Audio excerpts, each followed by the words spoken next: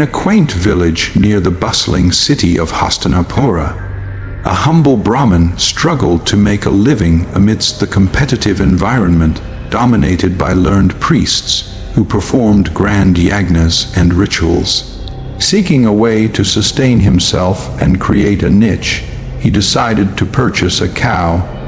This simple yet profound decision transformed his life in unexpected ways. The cow, a gentle creature with large, soulful eyes, became his constant companion.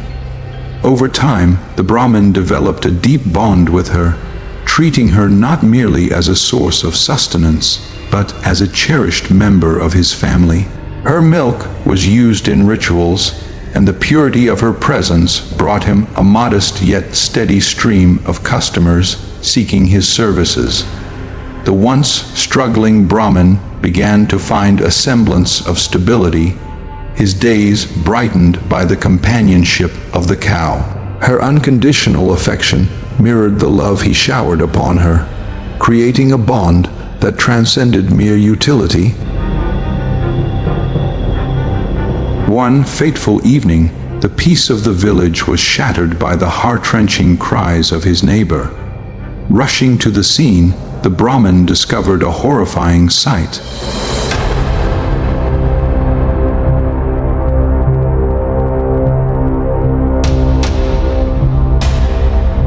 A tiger had prowled into the village, hunting the neighbor's newborn calf.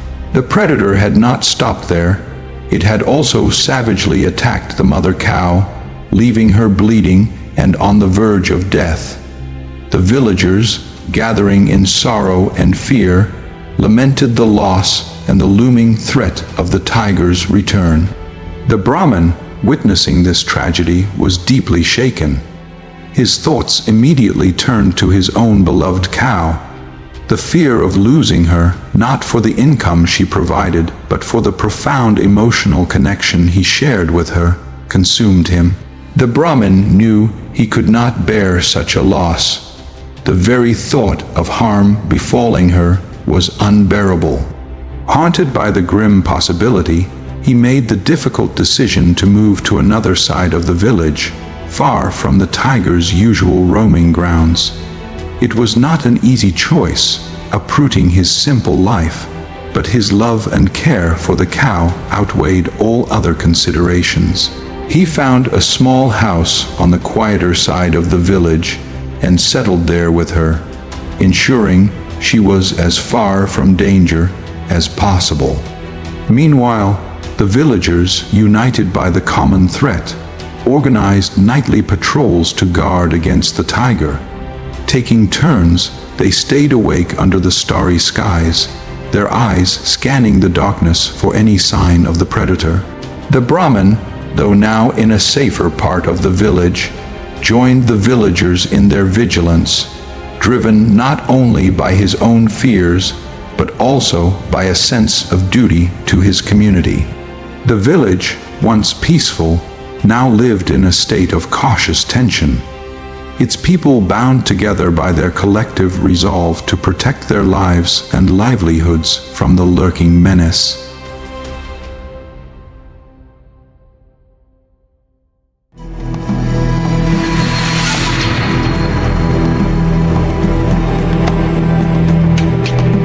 Karna, with his innate passion for archery, was overjoyed upon hearing the news of the grand event through casual conversations with his friends. This was an opportunity he had dreamed of, a chance to showcase his skills and prove his mettle. He eagerly shared the news with his mother, Radha, his excitement radiating through every word.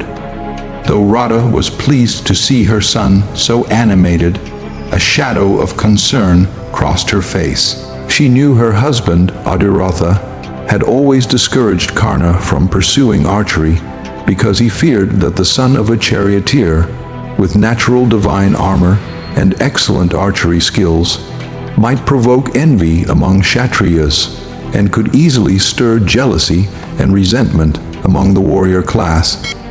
When Adhiratha learned of Karna's determination to participate, he sighed, understanding that his repeated attempts to steer Karna away from bows and arrows had done little to diminish his son's unwavering interest. He realized this might be fate's design, a path that Karna was destined to walk. Resigned, Adhiratha sat down with his son for a serious conversation. Gently, yet with a father's caution, Adhiratha explained that what Karna is doing with bows now is not true archery. The competitors in this event will be highly trained warriors who have spent years mastering the art under the guidance of accomplished gurus in Veda. Archery is not merely about hitting a target. It is a discipline of both skill and moral responsibility. Karna, brimming with youthful confidence, remained undeterred. To prove his point, he selected a distant object and struck it effortlessly with his arrow, demonstrating remarkable precision. Adhiratha, though astonished by his son's natural talent, maintained his composure. Without letting his surprise show, he reminded Karna calmly yet firmly that such a demonstration, impressive as it might be, was insignificant compared to what the royal princes and other highly trained warriors would exhibit at the grand event. Listening to his father dismiss his extraordinary natural skill so simply, Karna felt a surge of frustration. The lack of recognition stung deeply, igniting a determination within Karna to prove not just to his father, but to the entire world, the extent of his capabilities. As they were deep in conversation, Karna's friends arrived, bringing with them a distressed villager. The man, shaken and desperate, explained that a tiger had been terrorizing their community, attacking villagers and preying on their cows and calves. Hearing the plight of the villager, Karna's resolve strengthened. Without hesitation, he decided to help.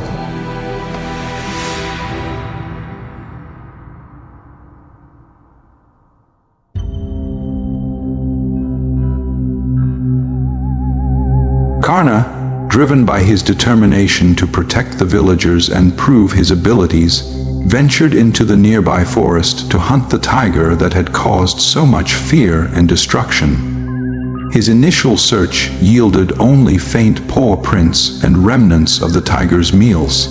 Scattered bones gnawed clean. The predator itself remained elusive. Frustrated but resolute, Karna decided to wait for the tiger to strike again, certain it would return to the village. As dusk fell, the tiger emerged once more, prowling near the edge of the village. Karna, prepared for this moment, nocked an arrow and released it toward the beast. Startled by the arrow grazing past it, the tiger panicked and bolted into the village. Karna, undeterred, pursued the animal, his arrows flying one after another, yet none found their mark.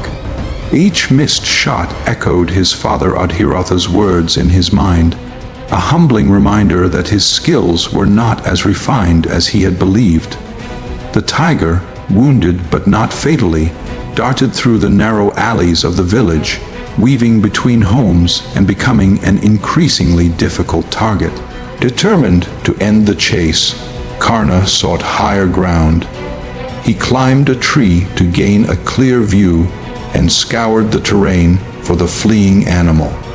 In the distance, amidst the shadows, he saw a flicker of orange movement behind a tree. Convinced it was the tiger, he drew his bowstring with unwavering focus and released multiple arrows in quick succession to ensure it would not escape again. Relief washed over him as the figure collapsed, and Karna climbed down to inspect his kill. But as he approached, his confidence turned to horror.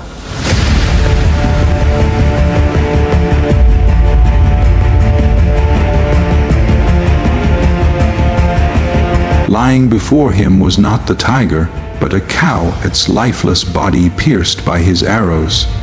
The same cow belonged to the Brahmin who had moved to this part of the village to protect it from tiger attacks.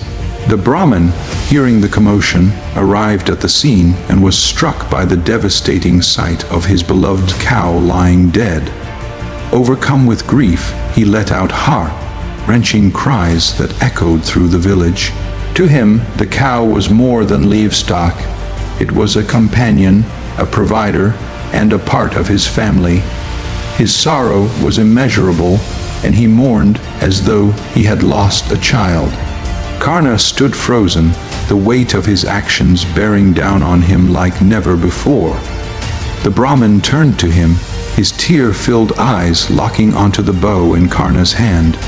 With trembling lips, he asked if Karna was responsible for this cruel act.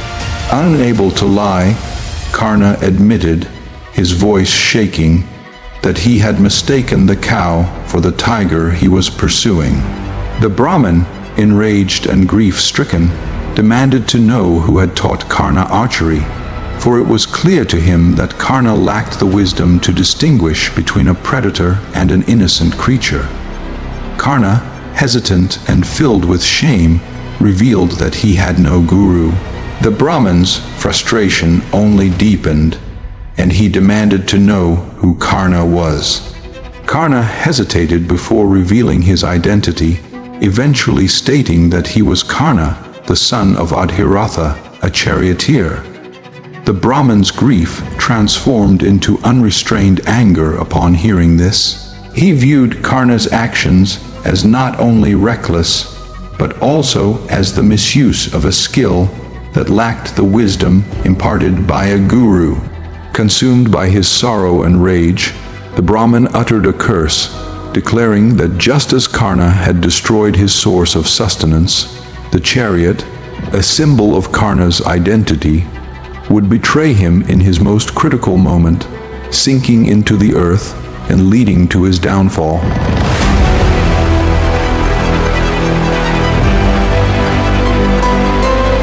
The curse hit Karna like a thunderclap. His bow slipped from his hand as he dropped to his knees, his heart heavy with despair. Tears welled in his eyes as he begged the Brahmin for forgiveness. Karna explained that he was trying to protect the villagers and their cattle from the tiger, and that his actions, though misguided, were born of good intentions. He pleaded for a chance to atone for his mistake, to make amends for the harm he had caused. But the Brahmin, inconsolable, remained firm in his grief and anger. He rejected any notion of forgiveness, convinced that no apology could undo the irreversible loss he had suffered. In his sorrow, he emphasized the weight of wielding a weapon without wisdom or guidance, believing that Karna needed to face the consequences of his reckless actions to truly understand their gravity. Defeated and shattered, Karna stood motionless, the weight of the curse and his own guilt bearing down upon him. The bow, once a symbol of his dreams and aspirations, now felt like a burden too great to bear. As his father's words echoed in his mind, reminders of the discipline, responsibility, and understanding that he lacked, Karna found himself trapped in a harrowing dilemma. Should he abandon the bow forever and accept the life of a charioteer, as his father had always urged? Or should he continue to strive, despite his failures, to prove himself worthy of the path he had chosen? Torn between regret and resolve, Karna walked away,